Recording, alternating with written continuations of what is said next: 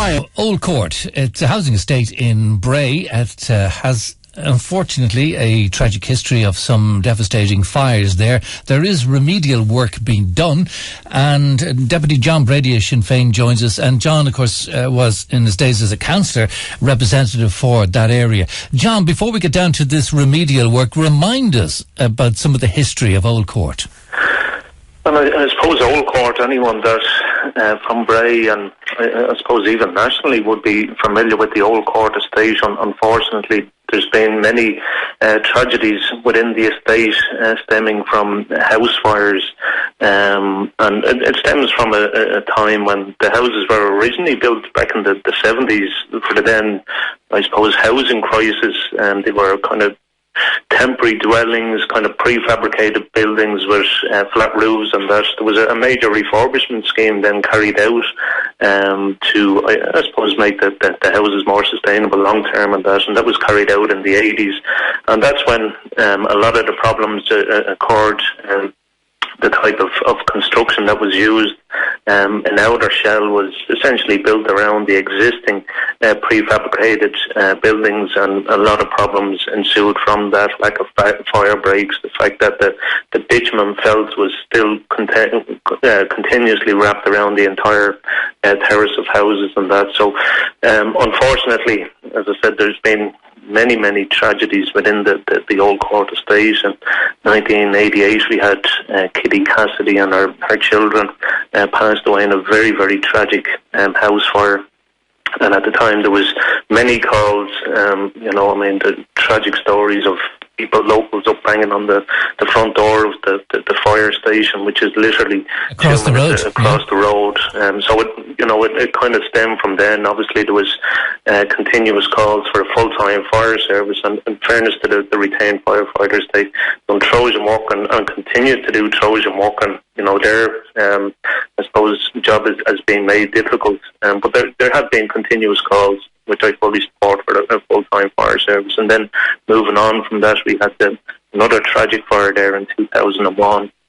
Then we had young Teresa Cahill and her son Chris tragically died in a fire there. And I'd just take this opportunity, if you don't mind, Declan, our sister Margaret, who had been a Trojan campaigner for the full-time fire service.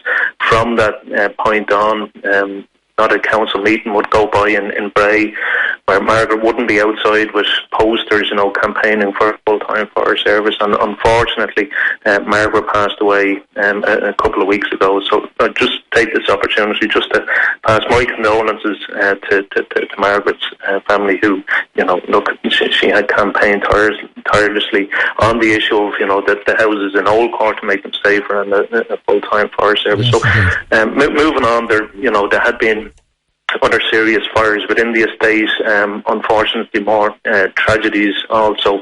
Back in 2005, after continuous efforts and attempts, the council I secured €70,000 was set aside, and an independent fire safety audit was carried out on the houses, and that was subsequently published in 2007, and there was a number of serious defects identified within the houses in Old Court. Some immediate works were carried out. There was huge gaping holes within the attic spaces between, dividing walls between the houses, where it was, wasn't done properly during the refurbishment, and there was other more serious problems I identified also. And things moved slowly from there. A number of years later, we, after continuous attempts, money was secured nationally to carry out the fire safety work within the houses. So thankfully there's been 2 phases to date, carrying out safety works within a substantial proportion of the houses. The money dried up unfortunately last year, and over the course of the year 8 houses have remained boarded up within the estate for what the council called decanting purposes. So when a house is being done up, the person would have to be moved out of their house to allow the essential work to be carried out, and they would move into one of the houses that had been reserved. So the council had kept those 8 houses that were reserved for the decanting purposes boarded up, which, you know, I had been very critical of at a national level, you know, in the midst of a housing crisis, and that we would have these 8 houses boarded up for an indefinite period of time.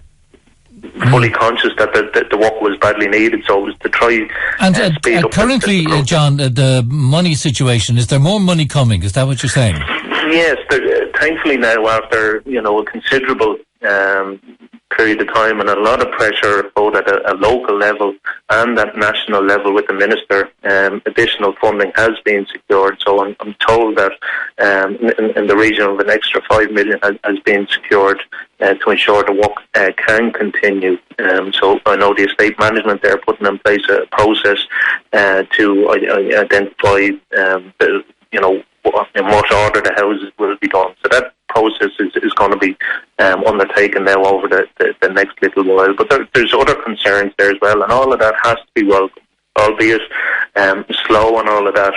Thankfully, the work will continue. But there's another problem there, Declan, in the fact that a large number of people had bought the properties from the council in good faith, only to find out subsequently that these defects are contained in the houses. So right, and you want it extended to those houses? It needs to be extended. Yeah. It needs to be extended because these houses, anyone that knows the makeup of the houses in Old Court, they're built in terraces.